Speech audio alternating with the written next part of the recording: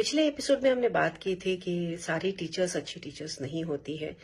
तो हमको ये भी समझना जरूरी है कि हर बच्चा हर टीचर से उसी तरह से नहीं सीख सकता, क्योंकि हर टीचर की क्लास में कोई ना कोई बच्चे होते हैं जो अच्छा स्कोर करते हैं।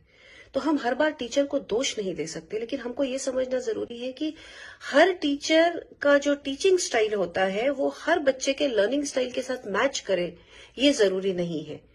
तो बच्चे जो क्लास में बैठते हैं, स्टूडेंट्स क्लास में बैठते हैं, इरिस्पेक्टिव ऑफ देयर एज, उनका कंसंट्रेशन कितना है ये बहुत मायने रखता है क्लास में जब पढ़ाया जा रहा है। जो सब्जेक्ट पढ़ाया जा रहा है वो कितना अच्छा है, लगता है बच्चे को, या कितना समझ में आता है, इंटरेस्टिंग है या नहीं, ये भी बात बहुत ज्यादा मायने रखती है। और जो टीचर जिस तरह से पढ़ा रहे हैं वो उस स्टूडेंट के लिए ठीक है या नहीं है, ये भी हमको समझना बहुत ज्यादा जरूरी है। अनफॉर्चुनेटली प्रॉब्लम ये होता है कि जब बच्चे स्कोर नहीं कर पाते हैं और टीचर्स भी कंप्लेन करती हैं कि your child is not studying और not writing the exams well, तो हम उनको कहीं ना कहीं किसी दूसरे ट्यूशन क्लासेस में भेज देते हैं।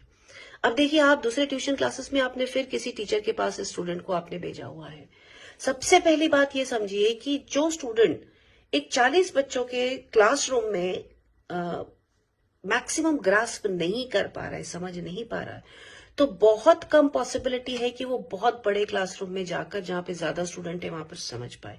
तो सबसे पहले मुझे लगता है कि भाई अगर ट्यूशन दे रहे हो, ट्यूशन मतलब आप अपने बच्चे को एडिशनल सपोर्ट दे रहे हो, तो बड़े ट्यूशन क्लासेस में भेजने का सेंस मुझे समझ में नहीं आता है। हाँ, कॉम्पिटिटिव एग्जाम की अगर आपका बच्चा प्रिपेयर कर रहा है, वो मेंटली कॉम्पिटिटिव एग्जाम्स के लिए रेडी है, मेंटली कंपटीशन के लिए रेडी है, तब तो ठीक है कि आप उसको किसी बड़े एनवायरनमेंट में भेजें जहां पर वो कंपटीशन में अपनी जगह समझकर अपने आप पर काम कर पाए।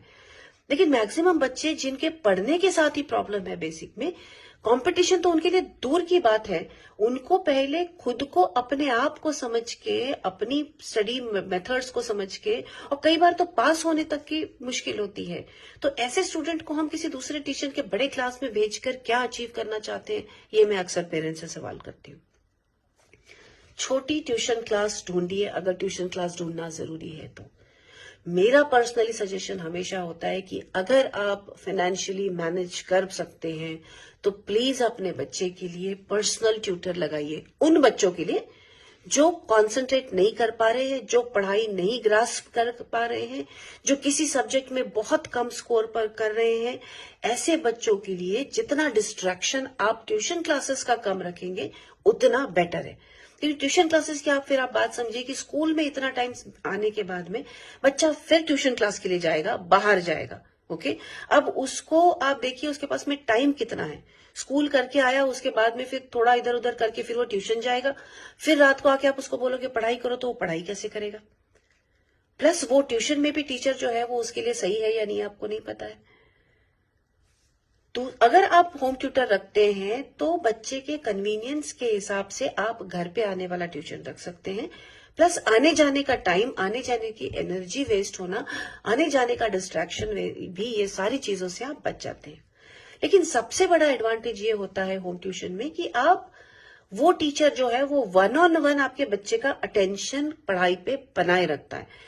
तो वो भले ही 1 से 1.5 घंटा बैठे, बट वो नॉर्मल बड़े ट्यूशन क्लासेस के 3 घंटे के पढ़ाई के बराबर होता है, because that full time is of concentration. दूसरा, आपका बच्चा कहाँ अटक रहा है, आपके बच्चे को किस तरह की चीजें समझ में नहीं आ रही है, वो आपके बच्चे को उस तरीके से गाइड करेगा। कई बच्चों को राइटिंग प्रॉब्लम है, कई बच्चों को अंडरस्टैंडिंग प्रॉब्लम है, कई बच्चों को प्रैक्टिस प्रॉब्लम है, कई बच्चों को मैथ्स का बेसिक ही नहीं आता है। सो ये अगर आपके बच्चे के लेवल पे, आपके स्टूडेंट के लेवल पे अगर टीचर नहीं पढ़ा सकता है, तो क्लासरूम के बाहर फिर एक ट्यूशन क्लास में भेजकर उसका फायदा क्या है? तो और दूसरी चीज मैं अक्सर पेरेंट्स को ये बताती हूँ कि अगर आप होम ट्यूशन ट्यूटर रख रहे हो तो ट्यूटरिंग एजेंसी को या उस होम ट्यूटर को आप अपना बच्चा डिस्क्राइब करिए। हर बच्चे को कोर्स कंप्लीट करने वाला टीचर नहीं चाहिए। खास करके जिन बच्चों को होम ट्यूटर की जरूरत पड़ती है उनको तो कोर्स कंप्लीट करने वाला टीचर कोई काम का नहीं है। दूसरा, घर पर आके इस तरह से पढ़ाने वाले टीचर को थोड़ी सिंपैथी, थोड़ा एम्पैथी होना चाहिए, वो बच्चे को समझे, उसके इमोशनल स्टेट को समझे और उस हिसाब से उससे बात करे। कभी जरूरत पड़े तो उसको प्रेशराइज करे, कभी जरूरत पड़े तो उससे प्यार से बात करे। तीसरा, अगर वो बच्चा लिखने में आनाकानी करता है तो उससे लिखवा ले। अगर वो एग्जाम्स के टाइम डरता है तो उससे पेपर सॉल्व करवा ले। अगर वो उसके बेसिक्स कमजोर हो तो इंग्लिश के हो चाहे मैथमेटिक्स के, तो पहले बेसिक्स क्लियर करवाएं। तो आपके बच्चे के लिए कौन सा टीचर सूटेबल है ये केवल और केवल आप ही समझ सकते हैं। प्लीज अगर आपका बच्चा स्कूल में मार्क्स नहीं ला रहा है तो किसी तीसरे चौथे व्यक्ति को जाकर ये मत पूछिए कि फला क्लास कैसी है। किसी के लिए वो क्लास अच्छी होगी, हो सकता है आपके बच्चे के लिए सही नहीं। किसी भी के लिए वो टीचर सही होगा, लेकिन हो सकता है आपके बच्चे के लिए सही नहीं है। सो प्लीज अगेन बात वहीं पे आ जाती है, अपने बच्चे को समझिए, उस हिसाब से उसके लिए टीचर देखिएगा। आपके सवाल हमको भेजते रहिएगा, हम कोशिश करेंगे उन्हें भी अपने सीरीज में लेते रहें।